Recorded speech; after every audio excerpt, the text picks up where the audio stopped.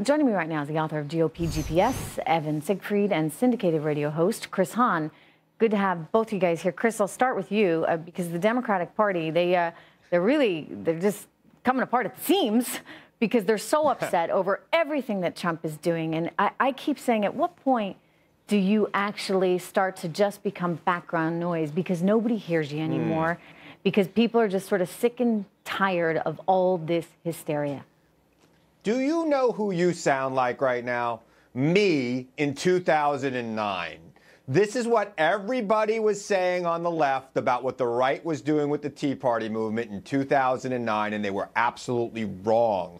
I was wrong, and everybody else was wrong. Look, I don't feel bad that she's getting protest. I'm against people being blocked from entering things, but she just had to walk around to another entrance. But there's going to be protests the next couple of years because people are not happy with the policies So you think it actually amounts to something? Proposing. I mean, I look at all the, unfortunately, and I don't mean to stereotype in any way, but, I did live in San Francisco for a while, and there are people that just like to protest, right? There are people on the left that love to protest, and this is now an opportunity to have a big protest party, and they're just going to keep doing it. The difference is, and again, I'm making some stereotypes here, Chris, so bear with me, but the difference is, in general, the right doesn't really like to protest. They don't really like to get out there.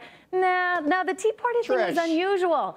I mean, these are not the, Vietnam-era folks that, want to go out there and hold a rally just to hold a rally. I will concede that there are more people on the left that are interested in protesting than those on the right. But the right's protests over the last 8 years were effective, and they elected a Congress and eventually a president. Right, but and here's where I'm going with this. Starting to see right now. And perhaps Evan can add to this. I think the right is a little more organized. The right is, maybe a little less into the protests, but actually into getting something done. I hear you. You're saying, look, that they made a whole lot of noise in the Tea Party. You didn't think it would ever amount to anything. And gosh, it sure as heck did.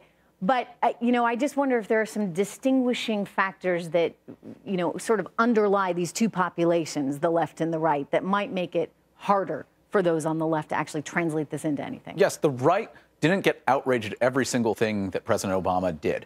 They picked their battles. Now, there are some voices on the right who did do that. I could hear my good friend Chris but by the way, you're right on that, because I remember so many people on the right being like, when President Obama was talking about tax reform, corporate tax reform, and they said, finally, he's talking about something that will be meaningful to this economy. And, they gave credit where credit was due. They were hard on him, and at times too hard, but perhaps not as crazed as what we're seeing right now. Yeah, he was warned, it's Secretary DeVos, yet nonetheless she persisted and found another way in. But when have we ever on the right tried to physically block a woman from going and doing her job? To give you an idea how crazy the left is in these protests, Secretary of Education Arne Duncan, who served under President Obama, actually came out today on Twitter and defended Secretary DeVos and said this was wrong, we should have her going into public schools. But the left went crazy on him on Twitter and said he's betraying the resistance. Why are they so after Betsy? Wow. I mean, of all the people you could possibly go after, Chris, why Betsy DeVos? Is it just because the unions are so entrenched in our public school system? Well, look, 99% of Americans either went to public school or currently have a child in public school, and her statements on public schools have been not so good. So I think there's going to be a lot of resistance. Good.